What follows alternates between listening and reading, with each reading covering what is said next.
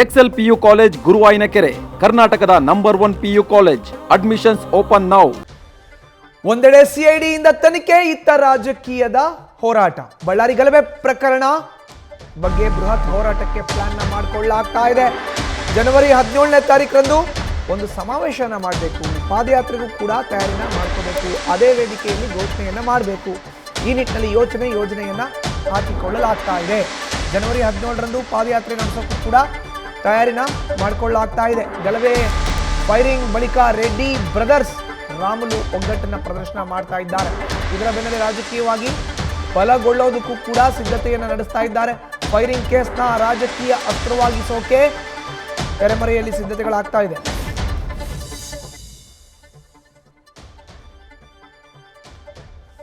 ನೋಡಿ, ಜನವರಿ 1, 2026 ಮೊದಲ ದಿನ ಯಾವಾಗ ಗಲಾಟೆಗಳಾಯಿತು, ಬ್ಯಾನರ್ ವಿಚಾರಕ್ಕೆ ಸಂಬಂಧಪಟ್ಟಂತೆ ಪ್ರಕರಣವನ್ನ ರಾಜ್ಯ ಸರ್ಕಾರ ಸಿಐಡಿಗೆ ವಹಿಸಿದೆ.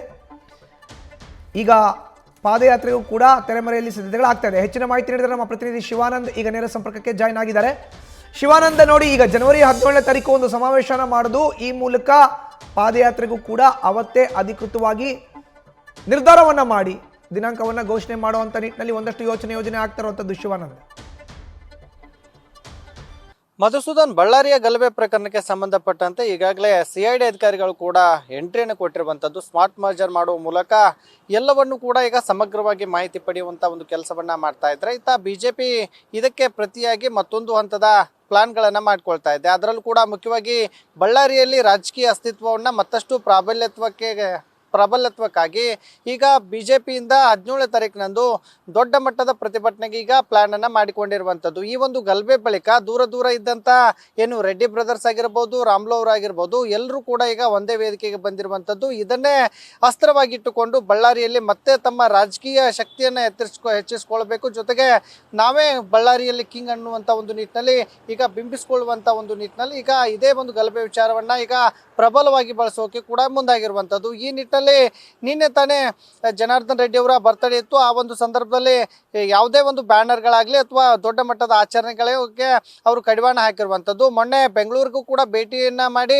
ಒಂದಷ್ಟು ನಾಯಕರ ಜೊತೆಗೆ ಈ ಒಂದು ಪಾದಯಾತ್ರೆ ಅಥವಾ ಸಮಾವೇಶದ ಬಗ್ಗೆಯೂ ಕೂಡ ಒಂದಷ್ಟು ಚರ್ಚೆಗಳನ್ನ ಮಾಡಿ ಬಂದಿರುವಂಥದ್ದು. ಕೇಂದ್ರದಿಂದಲೂ ಒಂದಷ್ಟು ನಾಯಕರನ್ನ ಕರೆಸಿ ಬಳ್ಳಾರಿಯಲ್ಲಿ ಬೃಹತ್ ಮಟ್ಟದ ಒಂದು ಸಮಾವೇಶವನ್ನ ಮಾಡಬೇಕು, 30,000ಕ್ಕೂ ಹೆಚ್ಚು ಜನರನ್ನ ಸೇರಿಸಬೇಕು. ಈ ಒಂದು ಗಲಭೆಯಿಂದ ಆದಂತ ಏನು ಜನಾರ್ದನ್ ರೆಡ್ಡಿ ಮೇಲೆ ದಾಳಿ ಆಯಿತು, ತದನಂತರದಲ್ಲಿ ಖಾಸಗಿ ಗನ್ಮ್ಯಾನ್ಗಳಿಂದ ಏನು ಫೈರಿಂಗ್ ಆಯಿತು, ಅದರಲ್ಲಿ ರಾಜಶೇಖರ್ ಸಾವನ್ನಪ್ಪಿದ ಆ ಒಂದು ವಿಚಾರವನ್ನ ಸಂಪೂರ್ಣವಾಗಿ ಈ ಒಂದು ಕಾಂಗ್ರೆಸ್ನ ವೈಫಲ್ಯತೆಯಿಂದ ಆಗಿರುವಂತಹ ಒಂದು ನಿಟ್ಟಿನಲ್ಲಿ ಈಗಾಗಲೇ ಒಂದಷ್ಟು ಅದನ್ನ ರಾಜಕೀಯವಾಗಿ ಬಳಸ್ಕೊಳ್ಳೋಕೆ ಈಗ ಎಲ್ಲಾ ತಯಾರಿಗಳನ್ನ ಮಾಡ್ಕೊಳ್ತಾ ಇದ್ದಾರೆ. ಒಂದ್ ಕಡೆ ಪಾದಯಾತ್ರೆಯನ್ನು ಕೂಡ ಮಾಡ್ತೀವಿ ಅನ್ನುವಂಥ ಒಂದು ನಿಟ್ಟಿನಲ್ಲಿ ರಾಮ್ಲು ಅವರು ಹೇಳಿಕೆಯನ್ನ ನೀಡ್ತಾ ಇದ್ದಾರೆ. ಇತ್ತ 17ನೇ ತಾರೀಕಿನಂದು ಸಮಾವೇಶವನ್ನ ಮಾಡ್ತೀವಿ ಅನ್ನುವಂಥ ಒಂದು ನಿಟ್ಟಿನಲ್ಲಿ ಈಗಾಗಲೇ ಜನಾರ್ದನ್ ರೆಡ್ಡಿ ಅವರು ಹೇಳ್ತಾ ಇರುವಂಥದ್ದು. ಇವತ್ತು ಅಧಿಕೃತವಾಗಿ ಬಿಜೆಪಿಯಿಂದ ಅಂದ್ರೆ ಒಂದಷ್ಟು ನಾಯಕರು ಇವತ್ತು ಪ್ರೆಸ್ ಮೀಟ್ ಅನ್ನ ಮಾಡುವ ಮೂಲಕ ಎಲ್ಲವನ್ನ ಅಂದ್ರೆ ಹೋರಾಟದ ರೂಪರೇಷೆಗಳು ಯಾವ ತರ ಇರುತ್ತೆ ಮತ್ತೆ ಮುಂದಿನ ಹಾದಿ ಅಂದ್ರೆ ಪಾದಯಾತ್ರೆನ ಸಮಾವೇಶನ ಅನ್ನುವಂಥ ಒಂದು ನಿಟ್ಟಿನಲ್ಲಿ ಬಿಜೆಪಿ ನಾಯಕರಲ್ಲಿ ಒಂದಷ್ಟು ಗೊಂದಲ ಇರುವಂಥದ್ದು. ಈ ನಿಟ್ಟಿನಲ್ಲಿ